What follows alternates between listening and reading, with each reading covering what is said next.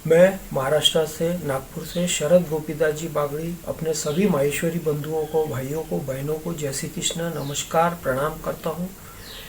माहेश्वरी एकता परिवार राजस्थान राष्ट्रीय सम्मान से सम्मानित पत्रिका, जो कि समाज के राष्ट्रीय वैचारिक व पारिवारिक मुद्दों पर विचार प्रकट करती है, वर्षों से निकल रही है। काफ़ी पुरानी पत्रिका है। इनका दिल से धन्यवाद करता हूँ, जिन्होंने मुझे माहेश्वरी ऑफ द डिकेड 2020-21 से सम्मानित किया, पुरस्कृत किया। मैं इनके सभी संरक्षण मंडल के सदस्यों का दिल से आभार प्रकट करता हूँ, प्रणाम करता हूँ, अभिनंदन करता हूँ। यूँ तो मुझे विभिन्न या सभी धर्मों, जातियों के सामाजिक संस्थाओं, व्यावसायिक, व्यापारिक, राजनीतिक संस्थाओं से करीब 200 से ज़्यादा मंचों से सम्मानित किया गया है, लेकिन जो खुशी अपने खुद के समाज से मिलती है उसका कोई मोल नहीं है। मुझे बहुत ज़्यादा खुशी है कि आज मेरे माहेश्वरी समाज ने मुझे पहचाना, जाना और मुझे पुरस्कृत किया। इसके पहले भी हमारी कई माहेश्वरी संस्थाओं ने मान बढ़ाया, उसके लिए मैं उन सब का आभार प्रकट करता हूँ।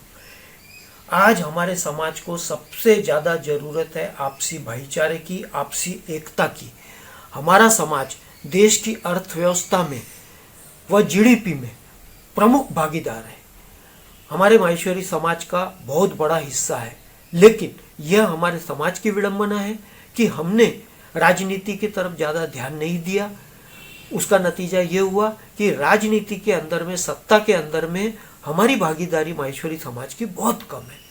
आज के समय में पैसे के साथ में पावर भी बहुत जरूरी है, पावर के बिना कुछ नहीं होता। इसलिए आज हमारे समाज को सबसे ज़्यादा ज़रूरत है आपसी भाईचारे की, आपसी तालमेल की, आपसी सहयोग की। हमारे देश में, हमारे समाज में एक से एक सामाजिक कार्यकर्ता, व्यावसायिक, उद्यमी हीरे भरे पड़े हैं। जरूरत है उन सब हीरो को पहचान कर उन्हें एक मंच पे लाना, उनको देश के सामने रखना। इसमें हमको बहुत बड़ी भूमिका निभाने की जरूरत है।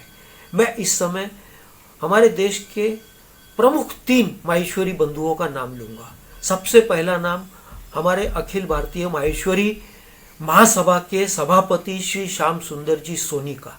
यह मेरे करीब 40 साल पुराने मित्र हैं।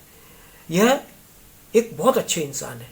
मैं इसलिए कह रहा हूँ कि मुझे कई तकलीफ़ें आई, उस तकलीफ़ों में इन्होंने स्वयं फुर्त मेरा साथ दिया। 2015 में जब मुझे पहली बार महाराष्ट्र के मुख्यमंत्री देवेंद्र फडणवीस ने परसिस्टेंट सॉफ्टवेयर कंपनी में सम्मानित किया, तो जैसे ही श्याम सुंदर जी सोनी को पता लगा, श्याम सुंदर जी सोनी ने मुझे फ़ोन किया, मुझे फ़ोन पर बधाई दी। उसके बाद में घर पर आए, घर पर आकर मुझे बधाई दी। मैं वह क्षण कभी नहीं भूल सकता। दूसरा, दिसंबर 2016 में मेरा 61वां जन्मदिन करीब 30-35 संस्थाओं ने मिलकर एक सभागृह में मनाया था। जैसे ही हमारे अखिल भारतीय सभापति जी श्याम सुंदर जी सोनी को पता लगा, उन्होंने खुद होकर मुझे कहा, वह सभा में आए, मेरे बारे में 2 शब्द बोले और मुझे गौरवान्वित किया। मेरे मित्र शरद जी के 61वें जन्मदिन पर मैं मेरी ओर से और अखिल भारतीय माहेश्वरी महासभा की ओर से सभी तरह की शुभकामना देना चाहता हूं। शरद जी से मेरा परिचय करीब 35 साल पुराना है और बहुत ही कम शब्दों में अगर शरद जी को व्याख्यान करना हो या कुछ कहना हो तो मैं 4 लाइन में कह सकता हूं कि मुंह में शक्कर, पैर में चक्कर, दिल में आग और माथे पे बर्फ़। इन 4 लाइन से मैं शरद जी के पूरे व्यक्तित्व को डिफ़ाइन करना चाहता हूं कि मुंह में शक्कर, जब भी बोले तो मीठा बोलते हैं। पैर में चक्कर, अपने नज़दीकी परिवार के लिए, अपने मित्रों के लिए हमेशा चक्कर लगाने को, कहीं भी जाने के लिए तैयार। दिल में आग, परिचितों के लिए, दुर्बल लोगों के लिए कुछ करने की दिल में उनके आग है। और इतना सब होने के बाद में भी समाज में उल्हाने तो हमेशा तैयार रहते हैं, तो उनको सहने के लिए माथे पे बर्फ़। ये चारों चीज़ें मिला के शरद जी का व्यक्तित्व बनता है।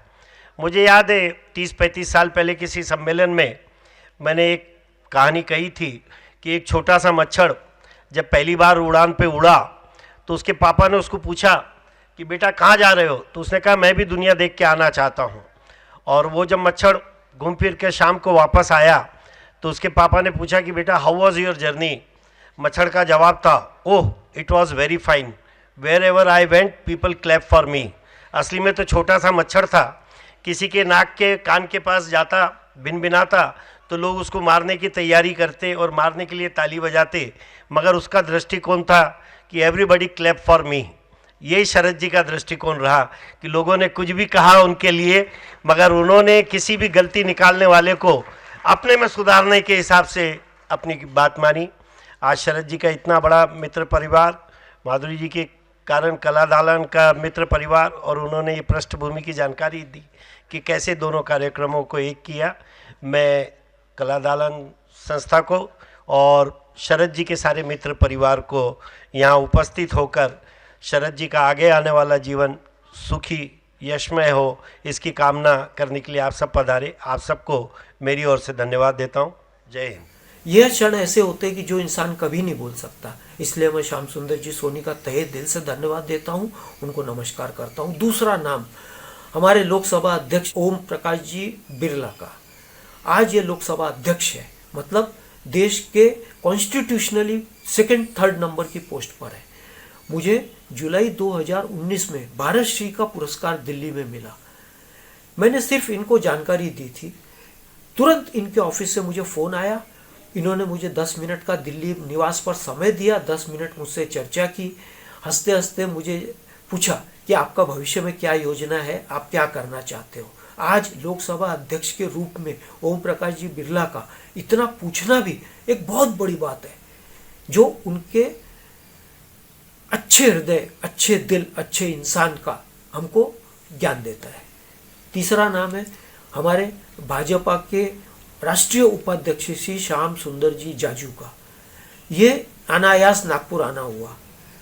इन्होंने खुद होकर मुझसे फ़ोन किया, मुझे बुलाया, मुझसे बात की, मुझसे चर्चा की। हम रात को 12-1 बजे तक चर्चा करते रहे। दूसरे दिन सुबह इनको 8 बजे निकलना था।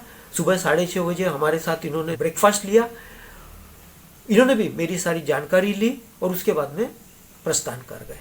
आज यह घटनाएं ऐसी होती कि जो हम भूल नहीं सकते। और मेरा घटना का कहने का अभिप्राय यह है कि जब इतने बड़े बड़े हमारे माहेश्वरी समाज के लीडर इतने दिल से आगे हमारे को ला सकते हैं, तो इनका अनुकरण करते हुए हम सब माहेश्वरी बंधुओं ने एक कोशिश करनी चाहिए कि हमारे आसपास में हमको जो भी माहेश्वरी बंधु गुणी दिखे, जिसमें कोई गुण हो, वो आगे बढ़ना चाहता हो, उसको हमने सब ने हाथ पकड़कर सामने लाना चाहिए और उनको स्थान देना चाहिए, उनको मंच देना चाहिए। तभी हमारा समाज आगे बढ़ सकेगा। आज हमारे समाज में भाईचारे की बहुत जरूरत है और इसकी कोशिश करना चाहिए।